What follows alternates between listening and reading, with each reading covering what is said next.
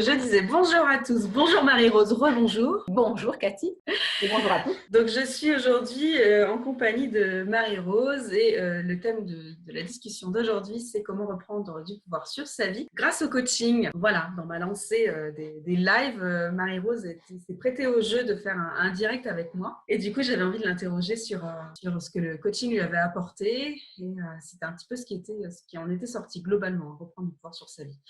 Donc déjà, on va se présenter. Moi, je me présente, donc je me représente pour ceux qui ne me connaissent pas. Je suis Cathy Guillaume, je suis psychologue et coach pour les femmes qui veulent passer de l'épuisement à l'épanouissement.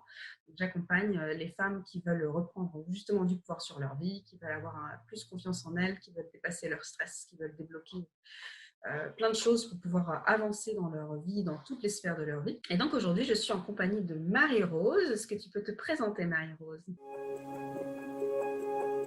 Oui, donc moi je suis Marie-Rose Corman, je suis belge, un petit coin de la Belgique, de la province de Liège, à Verviers. Alors je suis une méta-coach, je pense qu'il y a déjà pas mal de personnes qui connaissent la méta.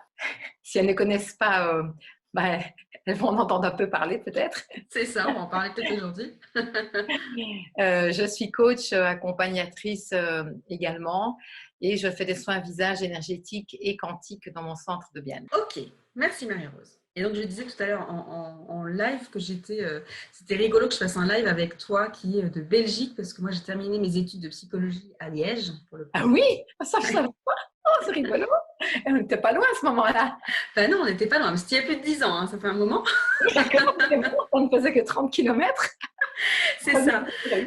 C'est ça. Mais du coup, c'est vrai que j'ai fait beaucoup de chemin, moi, depuis ces études de psychologie. Voilà, énormément de chemin, surtout ces dernières années. Et du coup, aujourd'hui, on va surtout parler de coaching. Donc, c'est ça qui est assez drôle. Et donc, j'avais envie de parler de coaching avec Marie-Rose parce qu'on s'est retrouvés ensemble, on s'est connus, Marie-Rose, parce que j'étais justement coachée. Alors, dans un premier temps, dans le cadre d'un mastermind que l'on anime à 4 coachs, organisé par Marion Reiklin. Et du coup, on s'est d'abord connus comme ça. Et ensuite, j'étais coachée en individuel. Et donc, ça a été un vrai plaisir. Et visiblement pour toi aussi, parce que il y a eu quelques répercussions sur ta vie. Tout d'abord, qu'est-ce qui, toi, t'a amené vers du coaching ? Bien, pour avancer concrètement dans mes expériences de communication avec, j'ai envie de dire, l'extérieur, c'est-à-dire le site Facebook, pas spécialement dans ma clientèle parce qu'elles me connaissent déjà et elles savent ce que je fais, mais plutôt pour élargir le champ de conscience, j'ai envie de dire, sensibiliser les femmes à s'occuper d'elles, de leur image, de ce qu'elles véhiculent comme sensation quand on les voit. Est-ce qu'elles se sentent bien? Est-ce qu'elles se sentent mises en valeur? C'est lié à la fois aux soins et à la fois à la connaissance de soi par le vêtement. Ok, et toi, tu avais connu le coaching comment dans un premier temps ? Qu'est-ce qui fait que Oh là, ça remonte déjà à très loin, à plus ou moins 10 ans. Tu parlais de 10 ans. Ah, tiens. Et puis plus spécifiquement, alors, je dirais qu'à l'époque, on n'appelait pas ça coaching, tu vois. Donc, travailler sur moi par rapport à une aide, je dirais, extérieure, je le fais depuis super longtemps.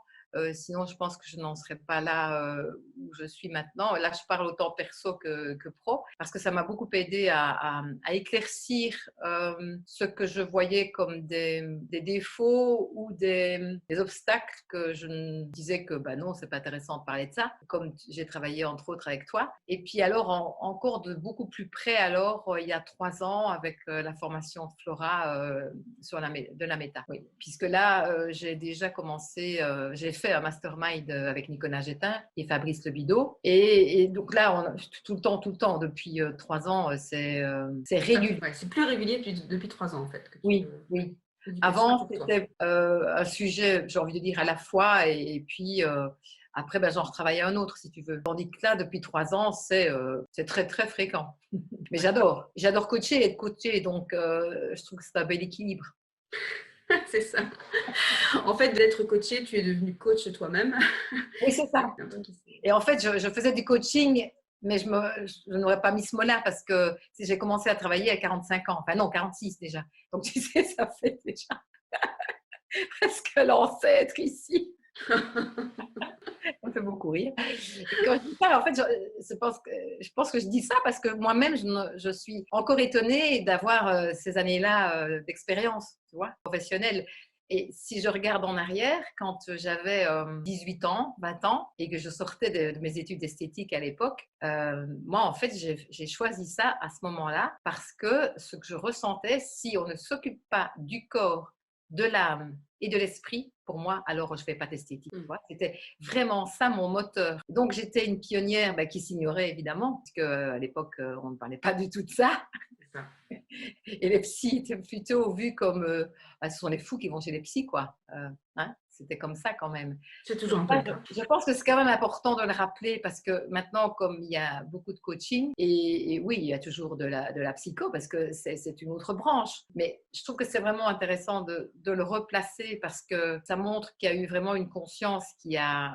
En tout cas, moi, j'avais cette pré-conscience que j'étais pionnière et c'est comme ça que j'ai vraiment eu envie de toujours plus avancer avec moi, en moi. Mais parce que dans mon histoire, ça avait été hyper lourd. Donc, je voulais justement que les autres femmes puissent aller plus vite que moi, en fait. Ok. En tout cas, les accompagner. Ça, tu t'es plutôt orientée vers le coaching plutôt que vers la psychologie pour le coup, même s'il y a des choses qui se ressemblent un peu, qui se recoupent. Oui, ben, j'ai hésité. Il y a à peu près 20 ans, quand j'ai changé de lieu de travail. Tu vois, mon centre, à ce moment-là, n'était pas à Verviers, il était à Dizon.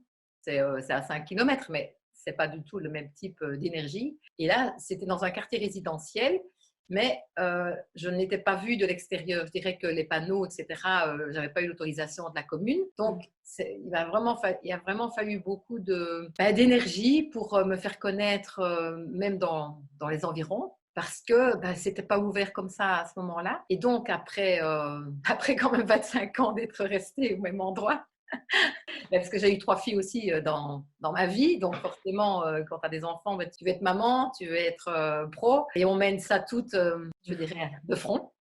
Et j'étais aussi prof dans ce parcours, mais à Bruxelles. Donc là, la distance, elle était beaucoup plus longue. Et tout ça a fait que quand j'ai eu ma 3e fille, que j'avais 34 ans, là, j'ai senti qu'il fallait que je fasse un choix. Je ne pouvais pas faire du 100% pro et du 100%, enfin, prof et thérapeute, ça n'allait pas. Donc là, j'ai demandé une pause carrière, donc, comme ça aussi en France, oui, une interruption de carrière. Oui, c'est ça, une interruption de carrière. Mais que je n'ai pas obtenu tout de suite parce qu'il fallait attendre à tas de conditions. Bref, 2 ans après, je l'ai obtenu. Et même si je ne l'avais pas obtenu, j'aurais pris 1 an de congé de convenance personnelle. Là, je savais que je n'avais pas, enfin, France à ce moment-là, qui allait rentrer parce que c'était avant l'an 2000. Et je me suis dit, tant pis, je m'en fous, c'est bon. Je sais que mes tripes, elles me disent que ce sont les soins, c'est le coaching, bon, que je n'appelais pas coaching à l'époque. Et donc, j'étais décidée, et puis la vie m'a souri parce que j'ai eu cette interruption de carrière. Donc, ça voulait dire que j'avais quand même un petit salaire versé par l'État. Et là, j'ai pris mon envol. J'ai commencé à prendre mon envol par rapport à cette envie de réunir l'âme, le corps et l'esprit. Et ce n'est pas venu tout de suite, le déménagement, c'est venu 5 ans après, quelque chose comme ça à peu près. Et là, alors, ça a été vraiment le moment où ça a commencé à devenir beaucoup plus kiffant pour moi.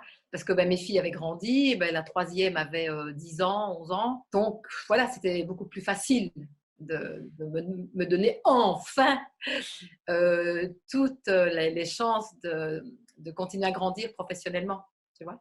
Ouais. Et c'est drôle parce que du coup, si tu parles beaucoup du côté professionnel, c'est presque ça qui t'a animé et qui t'a poussé à faire du coaching. Oui. Selon que tu allais.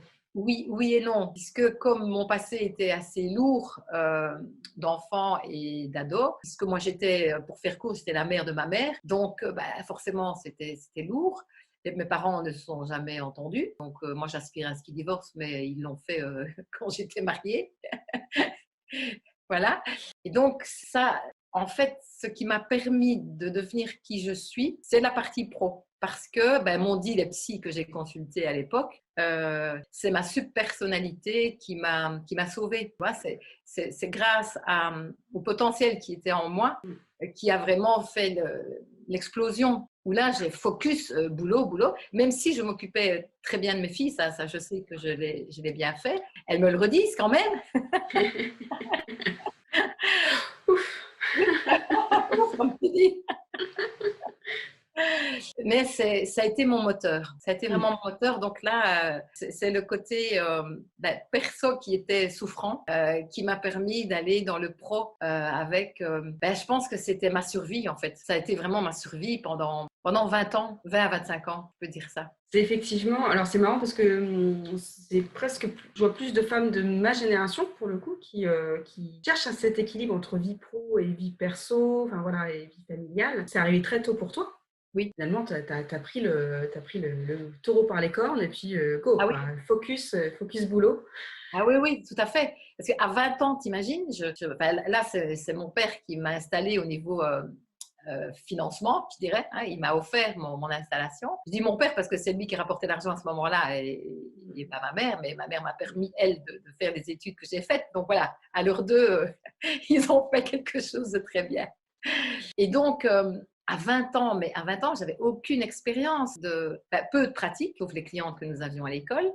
L'esthétique, c'était vu comme les femmes dont le mari, en général, gagnait très très bien sa vie. Bon, on va dire aux riches à l'époque, puisque les différences de classe étaient plus marquées à ce moment-là. Et les esprits étaient beaucoup plus étroits aussi. Donc, l'esthétique à ce moment-là, mais c'était du luxe. C'était vraiment vu comme ça. Ce sont les femmes qui, soit alors c'était un peu du clash direct, les putes qui allaient parce que c'était associé au maquillage, tu vois. Et là, moi je ne voulais pas du tout ça. Donc il y a eu beaucoup de choses à travailler. Et là, c'était tellement vivant en moi d'arriver à quelque chose avec ça que j'ai même pas eu peur en fait. Ça sortait tout seul de moi et voilà, il n'y avait pas les moyens de communication qu'on a maintenant. Les GSM n'existaient pas, Facebook, n'en parlons pas. Les mails, on ne faisait pas, on faisait du publipostage, ça s'appelait. Et ça, mes filles, elles s'en rappellent elles m'aidaient à. Bon, moi, j'écrivais les adresses et puis elles mettaient les termes. En fait, on faisait ça en chaîne, en famille. Ça, Oui.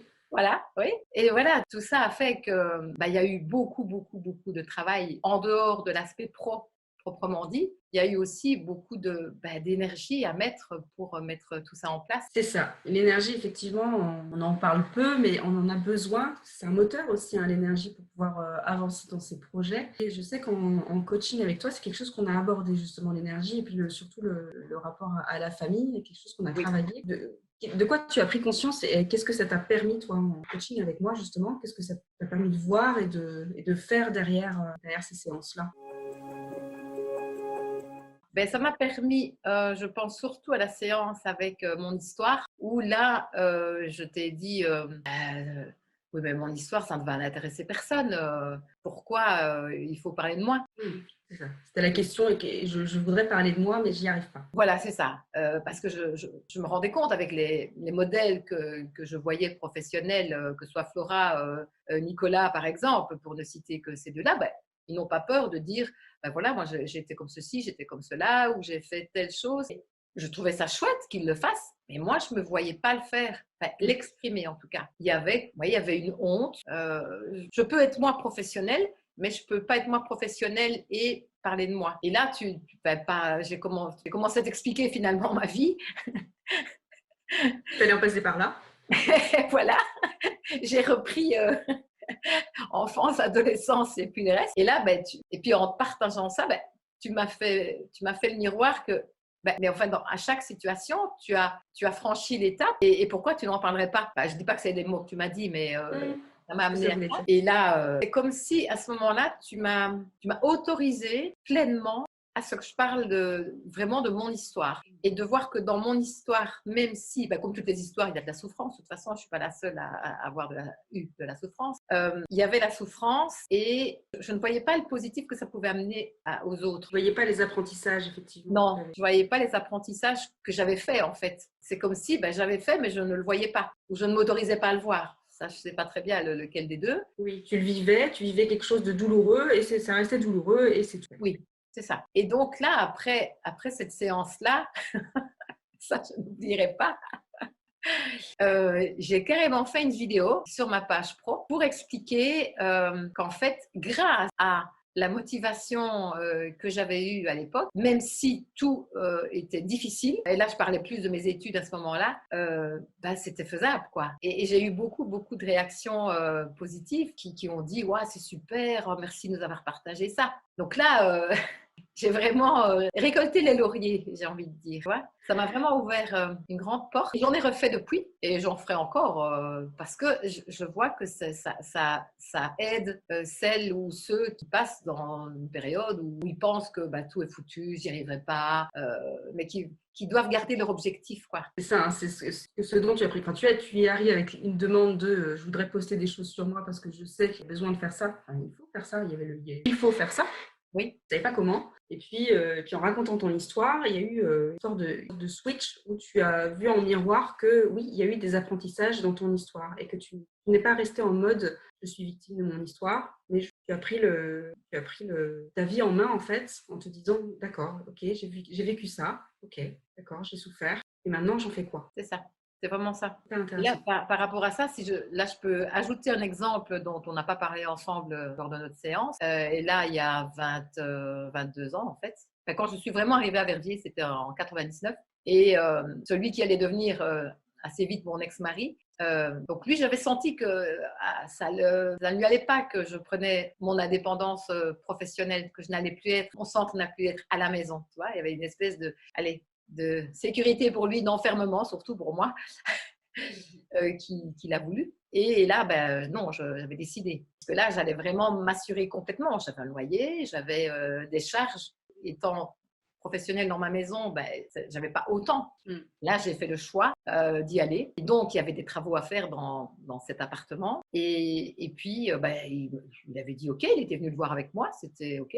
Et puis, complètement changé d'avis, le jour de mon anniversaire, ça, je n'oublierai pas, 15 avril. Il me dit, bah non, de toute façon, tu n'en auras jamais assez, je ne te suis pas. Là, je me suis effondrée. On était au resto, tu vois, pour mon anniv, c'était juste magnifique. Et puis, bah, je dis, bah, écoute, tant pis, moi, je le fais quand même. Et là, mais quand je le vois avec le recul, je me dis, mais ça alors, quand même, il faut le faire, quoi. Parce que les travaux, il y en avait, tu vois. Mais ça m'était égal.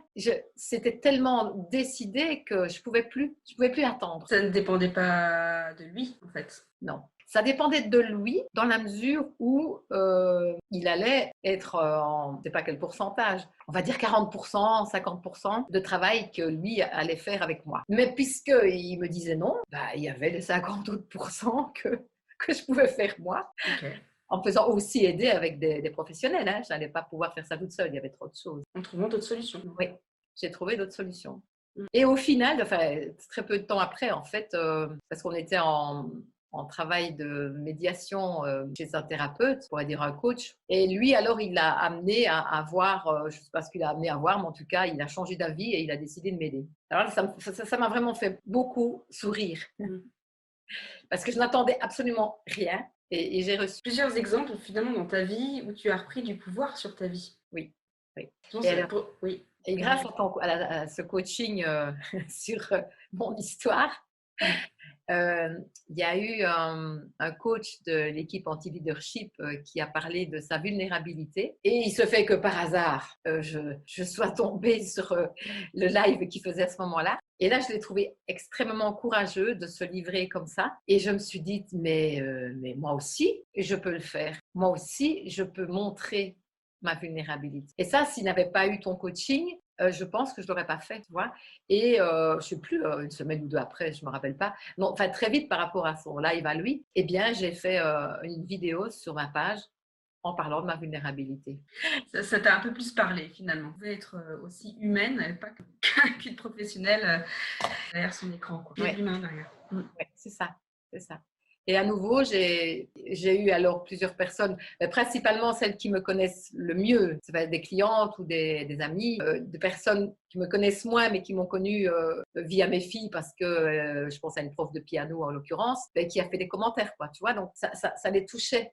Ben oui, mais moi aussi je suis vulnérable et c'est vrai. Et là, elles ont vu, elles, qu'elles avaient du positif à retirer de ça, tu vois. Donc, grâce à ce que j'ai pu exprimer de la vulnérabilité que je n'avais pas encore osé exprimer, même si elles savaient que j'étais quelqu'un de sensible, sans quoi je pense qu'elles ne seraient plus venues chez moi, elles ont pu exprimer la leur et voir que ça pouvait être un atout. Et ça, ben, c'est génial, quoi.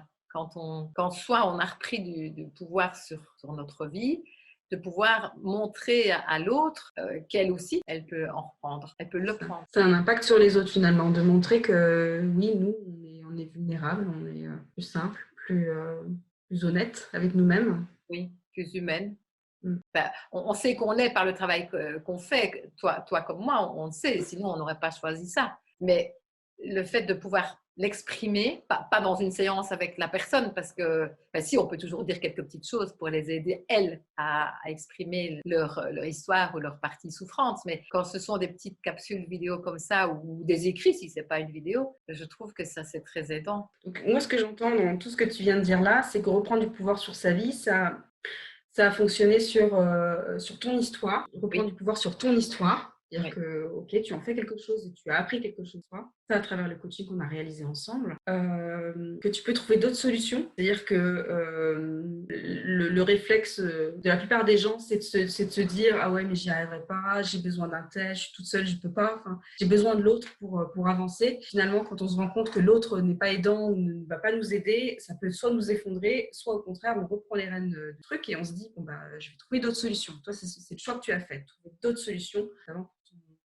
pour ton local là. Et puis cette histoire de vulnérabilité aussi, hein, reprendre le pouvoir sur sa vie, c'est aussi montrer, c'est oser se montrer vulnérable. Ok. Oui. Ouais. Donc, qu'est-ce que ça a changé pour toi de plus aujourd'hui de réaliser ce coaching avec moi, c'est coaching de manière globale, hein, du coup, qu'est-ce que ça a changé? Une plus grande liberté avec moi-même. Okay. Et mais je pense d'ailleurs à un live que je vais faire mardi sur Meta Wonderland, c'est pas spécialement ce live qui me réjouisse, c'est pas de faire le live, ça c'est ok. Mais là par exemple, j'ai peur de ne pas être suffisamment à la hauteur pour parler de la Terre. J'ai choisi de parler de la Terre, de l'élément Terre, qui est mon élément dominant. Et là, j'ai presque envie de dire à Doris, écoute, non, c'est bon, je le fais pas quoi. Tu vois, là il y a, je ne sais pas quel gardien, je n'ai pas réfléchi, quel gardien de l'ego te protège. Oui, c'est ça. Mais je sais que je vais le faire. Et donc, par exemple, qui m'est venu avant notre live de maintenant, donc c'est-à-dire il y a à peu près un quart d'heure, 20 minutes, je pensais à ce live de mardi. Et je me dis, mais tout compte fait, je peux demander de l'aide. Et donc, j'ai fait un messenger à Doris pour lui demander, tiens, est-ce que tu serais OK de m'aider?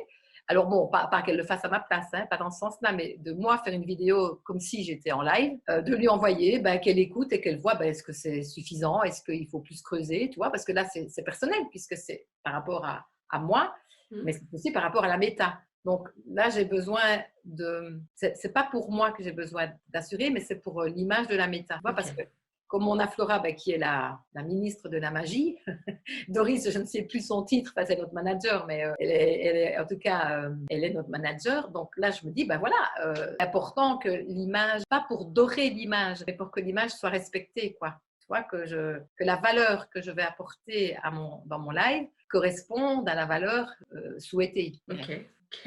Donc là, peut-être qu'elle va me dire non. Si elle me dit oui, j'en serai ravie. Si elle me dit non, je vais me débrouiller toute seule. D'accord. Ok. Et comment tu te sens du coup avec l'idée de te débrouiller toute seule? Si jamais elle ne peut pas t'aider à te montrer si c'est bon ou pas ce que tu fais sur le... Écoute, j'ai envie de dire, je m'en fous. Ok.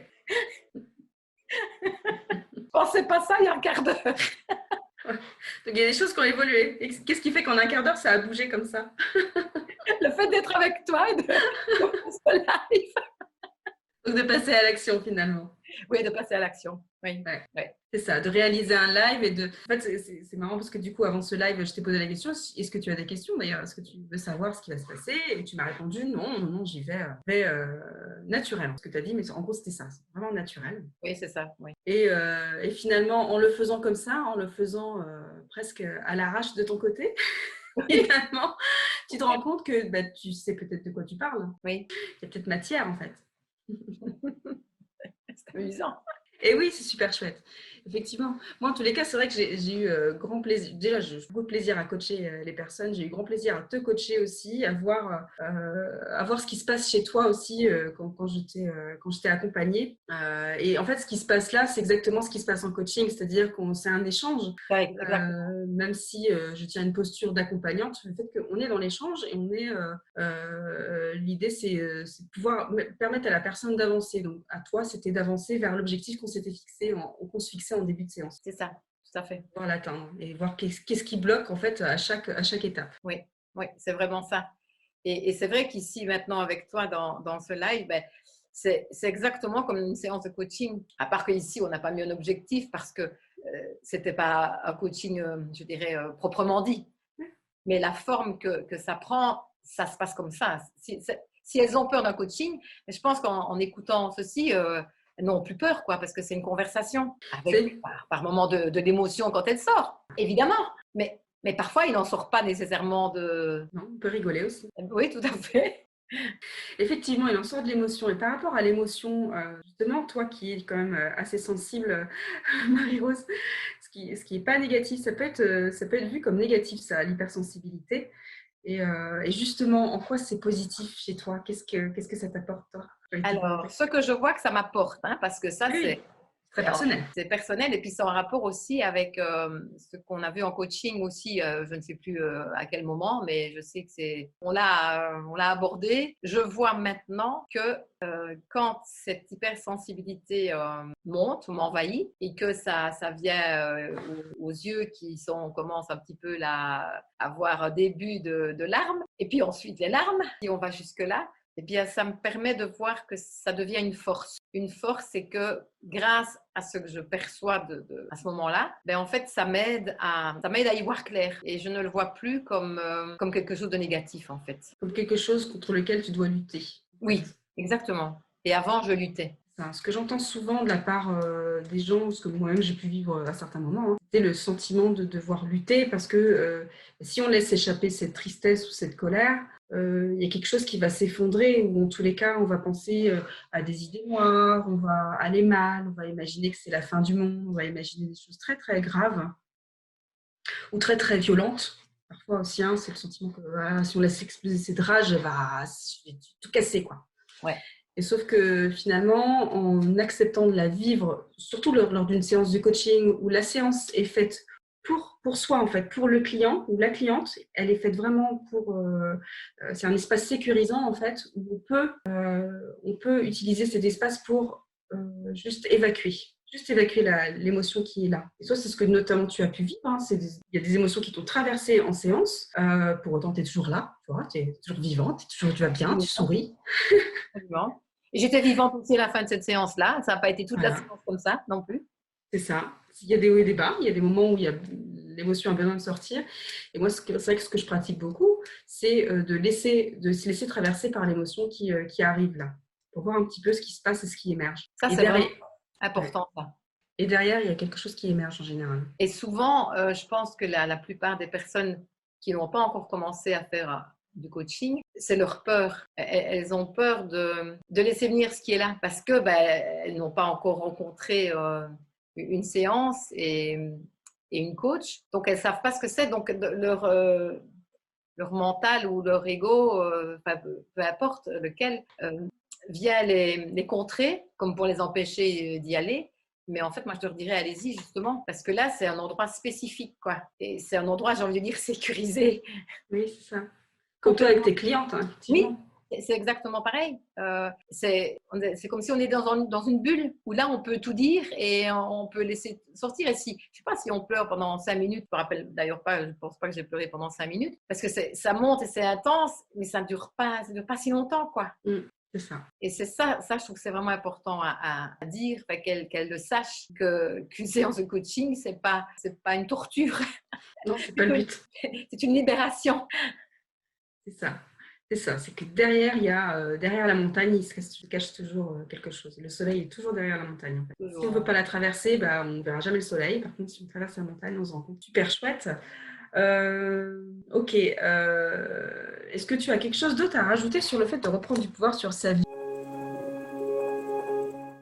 en coaching? Parce que là, on a abordé plusieurs choses, à la fois donc de montrer sa vulnérabilité, d'avoir de la liberté sur sa vie, de moins avoir peur, en tous les cas, de ne pas avoir peur de faire, même si on a peur. Ça ne nous empêche pas de faire, de ne pas hésiter à demander de l'aide. Qu'est-ce que tu as appris de plus? Mais ce qui me vient, c'est qu'ils puissent, enfin en tout cas, je l'ai déjà expérimenté, c'est c'est qu'il y ait une régularité dans le coaching. Pas faire un coaching aujourd'hui et se dire, bon, je ne sais pas quand je vais reprendre le rendez-vous parce que ça va bien maintenant. Voilà, mais maintenant, c'est chacun. Mais là, je parle de mon expérience, mais aussi de l'expérience d'autres, de mes clientes. Je vois bien, elles viennent tous les mois. Si elles viennent, c'est parce qu'elles en retirent quelque chose. Sinon, même si elles me trouvent sympa, c'est pas pour ça qu'elles ne viennent pas pour ça. Elles viennent parce que ça leur apporte quelque chose. Donc oui, moi, j'ai envie d'ajouter ça. Que ça ne veut pas dire qu'il faut se faire coacher tout le temps, mais ça peut être une régularité d'une fois le mois ou de 2 fois le mois, ça dépend de la période de laquelle on traverse. Si c'est une période super intense, peu importe le sujet, je dirais au moins 2 fois le mois, ça me paraît indispensable. Et si c'est une période plus light, parce que tout n'est pas tout le temps difficile non plus quand même dans la vie, je dirais 1 fois le mois, c'est chouette parce qu'on a rendez-vous avec soi. Tu vois, comme moi, mes clientes, elles viennent plus ou moins 1 fois le mois, c'est un rendez-vous avec elles pour elles. Donc, il y a l'aspect coaching, il y a l'aspect soin, ou il y a l'aspect méta, mais tout ça fait que c'est pour elles. Et elles en ressortent relax, détendues, et puis elles ont encore avancé par rapport à leur histoire, leurs difficultés du moment. Ça, parce Oui, qu'effectivement, j'avais vraiment envie d'ajouter ça. Je trouve que c'est qui n'avance pas recule. quelle philosophie. Mais je suis une grande sage dans ma folie. Et c'est ça, effectivement, à la fois, cette régularité, elle est importante parce qu'on peut arriver aussi en séance de coaching. Ça m'est arrivé d'avoir des clientes qui arrivent en disant je sais pas de quoi parler. Et en fait, c'est pas un problème dans le sens où on travaille sur le jeu, on travaille là-dessus et il y a toujours une question cachée derrière. Donc voilà. Alors l'idée, c'est pas de se faire coacher si on n'a pas besoin, hein, mais quand on a un objectif en tête et qu'on sait où on veut aller, le coaching aide justement à aller plus vite en fait. Plus vite et plus facilement vers ses objectifs. Oui, on gagne en qualité de vie, je trouve. Il y a davantage de paix et de sérénité. Liberté, paix, sérénité. Non, c'est 3 chouettes mots. Ok. Bon. Justement, alors ouais, c'est moi qui ai dit les 3 mots. J'allais te demander justement, est-ce que tu as un mot de la fin pour résumer ou en tous les cas dire qu'est-ce que ça t'apporte le coaching en quelques mots. Libéré, délivré. Ça va pas, bon, ça. Peut-être plus longtemps parce qu'elles l'ont trop entendu avec leurs enfants. Hein, mais moi, j'ai appris à chanter, donc j'adore. Je crois que j'ai vu non, c'était pas ta fille, mais j'ai vu une vidéo de ta fille, mais c'était pas sur cette chanson-là. Oui, c'est ça, c'est une autre, oui. Donc libéré, délivré, et voilà, et la vie est belle, quoi. Oui, tout à fait. Avec les coachings de Cathy Guillaume, tu vois, j'ajouterais. Merci.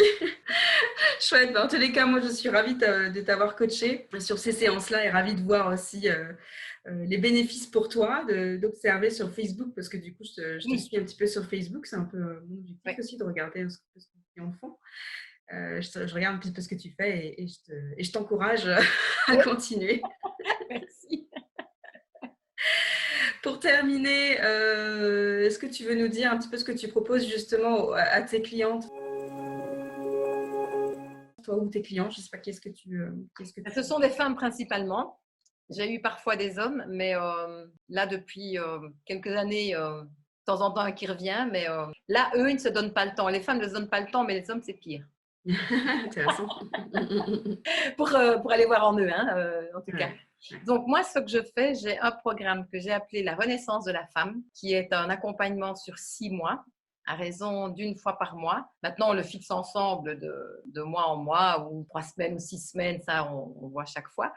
Et dans ce programme, il y a 1 heure de soins visage avec de la chromathérapie, des produits énergétiques et quantiques, et qui comporte un drainage avec des petites ventouses, où là, c'est à la fois de l'énergie et à la fois de la chromathérapie.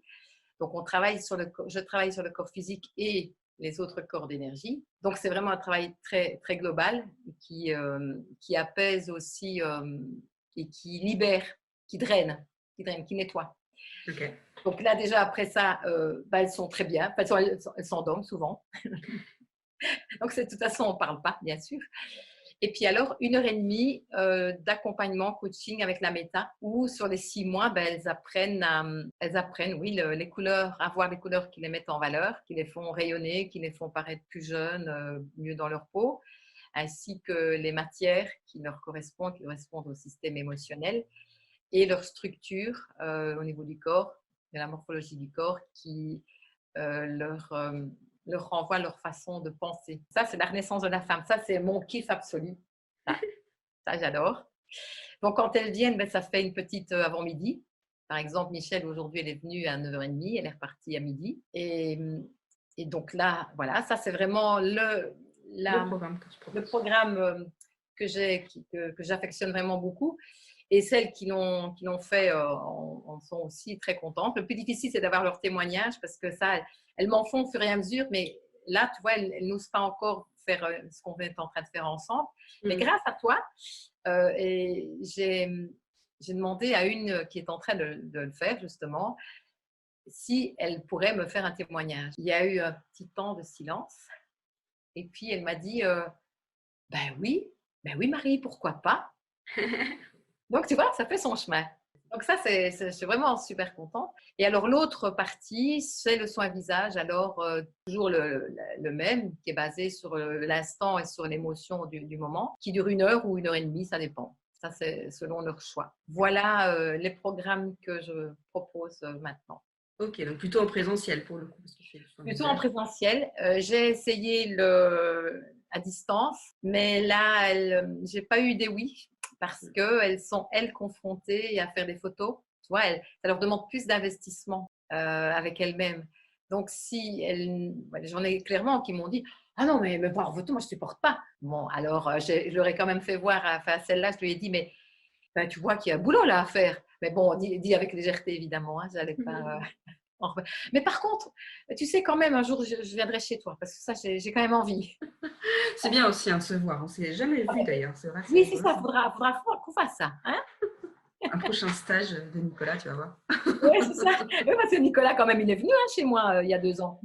Ah ouais. Non, l'année dernière, c'est l'année dernière qu'ils sont venus avec Pierre. Ok, bon, voilà. Voilà. On a l'occasion de se voir, on se verra, quoi. Tout à fait. On s'est pas mal de fois en visio, mais on ne s'est pas vu en vrai. Ok, donc merci Marie-Rose. Donc de chouettes programmes.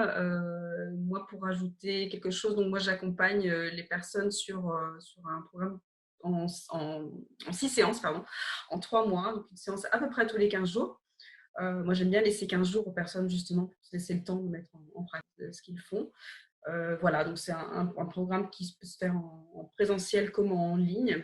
Pour l'instant, j'ai un peu des deux. J'ai des gens pour voir à mon cabinet, parce que j'ai un cabinet de psychologie, de plus en plus de coaching en individuel.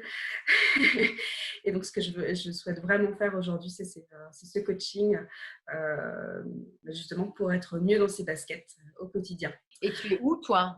Moi, je suis près de Nantes, en France. Ah, il me semblait bien que tu étais Nantes, oui. Oui, près de Nantes. Pour l'instant, je suis dans un cabinet, on va déménager dans 6 mois, mais près de Nantes. Donc voilà. Et si, je peux te préciser un truc aussi, je suis en train d'écrire un livre aussi sur le burn-out parental et celui d'après, ce sera sur le burn-out professionnel. Donc je fais ça aussi. D'accord. Donc j'ai du boulot. Pas plus les enfants.